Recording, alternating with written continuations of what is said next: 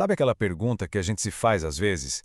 Por que parece que algumas pessoas simplesmente deslancham na vida, atraindo sucesso, bem-estar, enquanto outras, mesmo se esforçando muito, parecem patinar nos mesmos problemas? Bom, segundo as ideias do Dr. Joseph Murphy, a resposta talvez não esteja do lado de fora, mas sim dentro de nós, num lugar poderoso e um tanto misterioso, a nossa mente subconsciente. E tudo começa com uma metáfora bem simples, mas poderosa.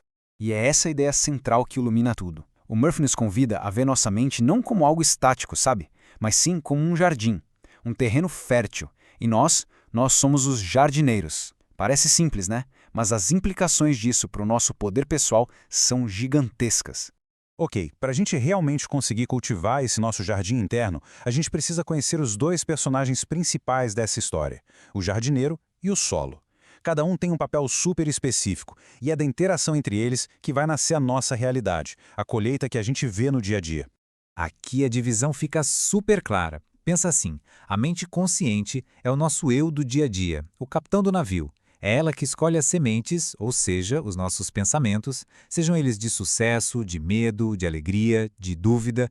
Agora o subconsciente, ele é como um solo incrivelmente fértil e totalmente neutro. Ele não julga, ele não questiona se a semente é boa ou ruim. Ele simplesmente aceita o que a gente planta e trabalha sem parar, dia e noite, para fazer aquilo germinar.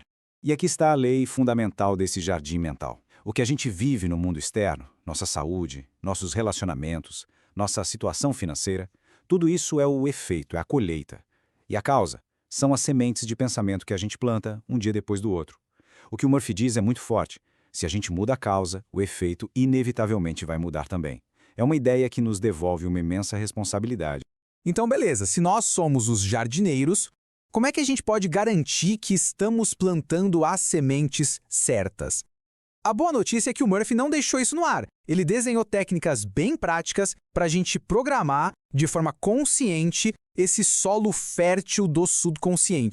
Vamos olhar para esse processo com calma. Tudo começa com o relaxamento. É preciso silenciar aquele barulho todo da mente consciente para a semente poder entrar no solo fértil. Depois, clareza total no desejo, sempre afirmando no presente, e a visualização, que é como se fosse a água e o sol para essa nova semente. A gratidão antecipada é o melhor adubo que existe. E aí vem o passo que talvez seja o mais difícil e o mais crucial: soltar, confiar. Deixar que o subconsciente, uma vez que recebeu a instrução, encontre o caminho para manifestar aquilo sem a nossa ansiedade tentando controlar cada detalhe. Olha só como se parece uma semente poderosa. Percebe? É uma declaração no tempo presente, é positiva e cobre áreas importantes da vida. A ideia é que, repetindo uma afirmação como esta todos os dias, principalmente naqueles momentos em que a mente consciente está mais relaxada, tipo antes de dormir, a gente consiga imprimir essa nova crença direto no subconsciente. Agora, por mais que a linguagem do Murphy seja muitas vezes espiritual, o que é fascinante é que as ideias dele encontram ecos surpreendentes na psicologia e na neurociência de hoje.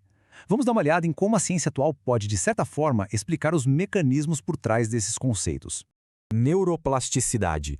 Essa palavra é a chave aqui. Ela mostra pra gente que o nosso cérebro não é uma estrutura engessada, mas sim algo maleável que se molda. A repetição de pensamentos, de emoções, de visualizações pode literalmente reforçar certos caminhos neurais, como se fossem estradas, e deixar outros sem uso.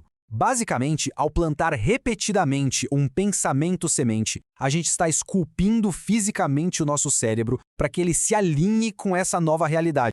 E essa ideia tem um paralelo muito interessante com a terapia cognitivo-comportamental, a TCC, que hoje é uma das abordagens terapêuticas mais validadas que existem. O princípio básico da TCC, que é identificar e substituir pensamentos automáticos negativos, é impressionantemente parecido com a técnica do Murphy de substituir conscientemente pensamentos de medo por afirmações positivas. As duas partem do mesmo princípio. Nossos pensamentos moldam nossa realidade emocional e o nosso comportamento. Porém, é exatamente aqui que a gente precisa ter muito cuidado. A ideia de que o pensamento molda a realidade é, sim, poderosa, mas ela também tem limites bem importantes e algumas armadilhas. Para ter uma visão equilibrada, a gente precisa olhar também para as críticas.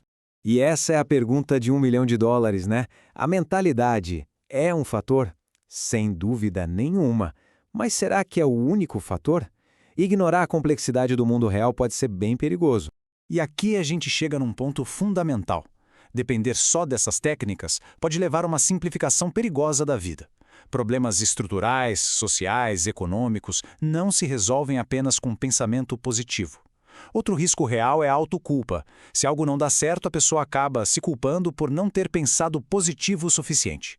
E o mais importante de tudo, fé e visualização nunca jamais devem substituir a ação prática ou o tratamento médico e psicológico baseado em evidências.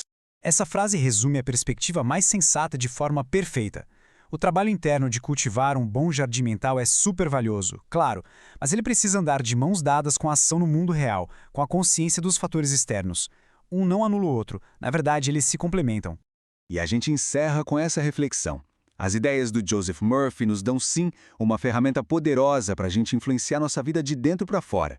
Mas a verdadeira sabedoria talvez esteja em usar essa ferramenta não para fugir da realidade, mas para nos dar força para agir nela. A questão sobre onde traçar a linha entre um pensamento que nos fortalece e um que apenas nos ilude, essa fica aberta. E talvez essa seja uma exploração para a vida toda.